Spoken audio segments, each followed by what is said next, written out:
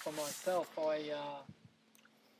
I just judge. Well, not judge. I just monitor what happens when I do something, and I might have done certain things, and I never got sick from it. I can vouch for that. I never got sick once from eating any of this stuff we've been talking about. And I don't eat my own shit. No way. I don't eat dog shit. I don't eat carnivore shit. No way. I wouldn't touch it. What shit would you eat, Ian? Well, the only stuff I'd touch is stuff that's come from wild, like herbivore animals, and that's even a bit exy at times because, like, in this area here, it's a farming area, and everything gets sprayed, and these animals are eating the grass, and there's Roundup, there's probably, I don't know, all sorts of different chemicals, and it goes straight to their, it goes in their bowels, they process it, and they shit it out. That's what you shit out, and to eat shit can be a bit exy sometimes with the chemicals you might get. You might get a lot of good bacteria, but the chemicals might be a bit of a worry too. What about bat shit? That'd probably be a bit the cleanest shit to eat.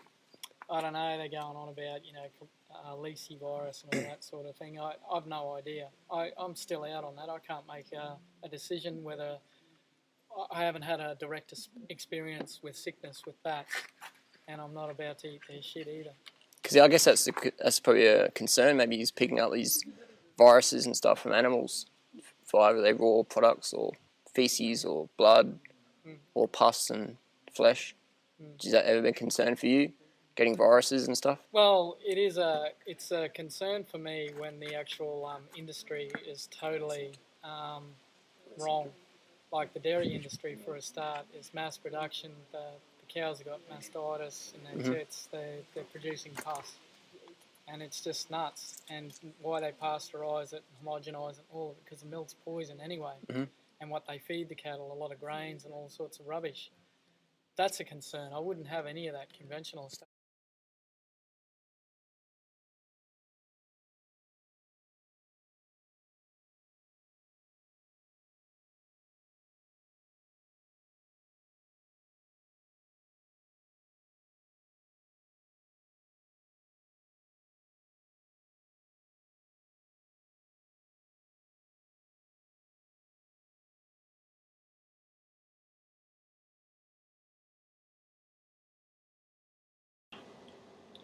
Toothbrush, that's all I use for my dental.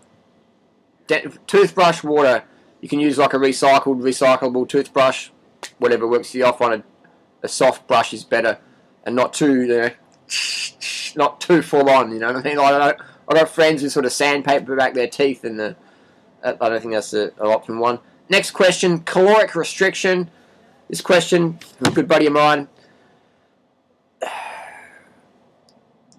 I want to know your opinion on caloric restriction. I've read a book on calorie restriction. It says less calories, more life.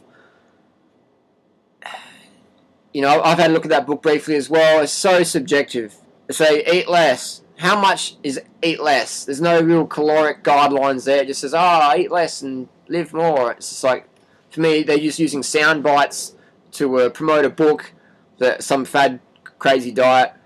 An example was, say, myself, I'm racing, A grade on the bike, and I run marathons and stuff. So the definition of caloric restriction would be for me to do the same amount of training I'm doing and eat the same as a really, really, really sedentary person. Say about, do my workload on 2,000 calories a day.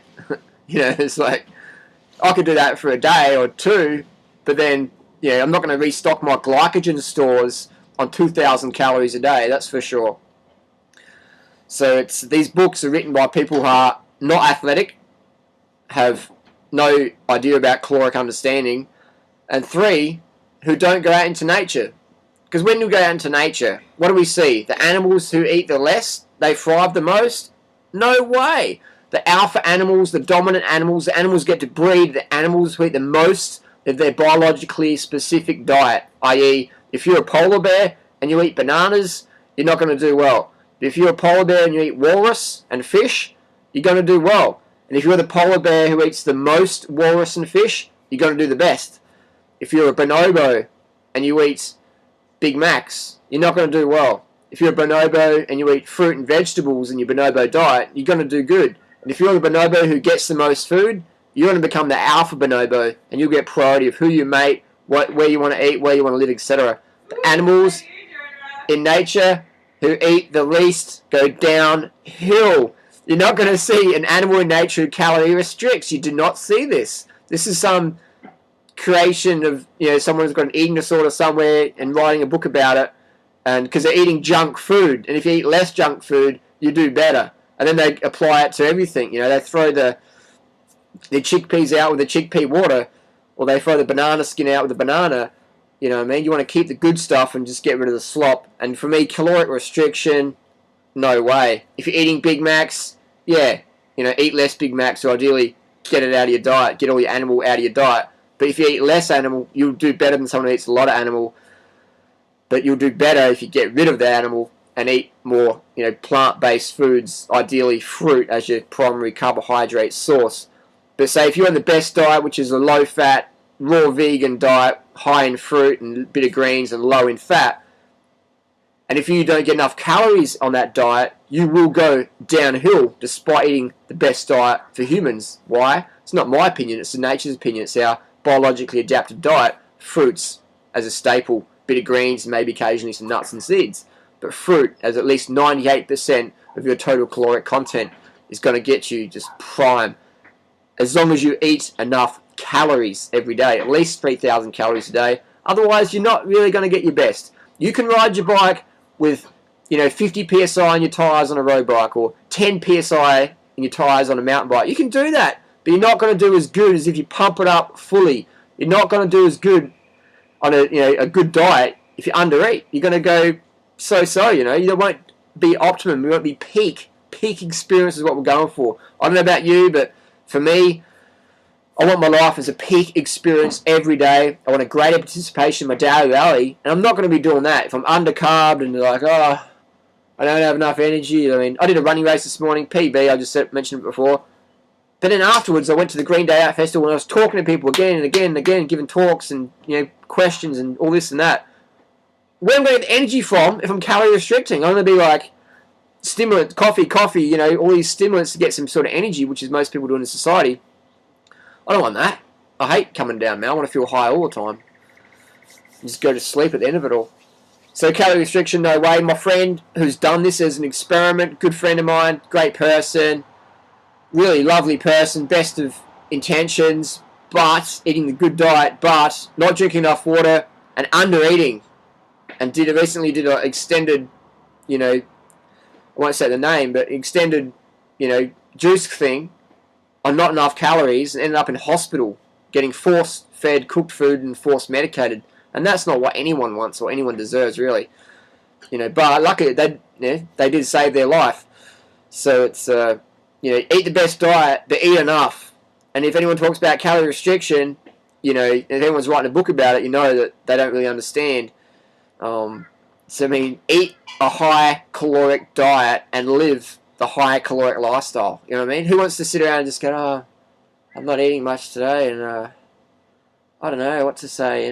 Hello, hi.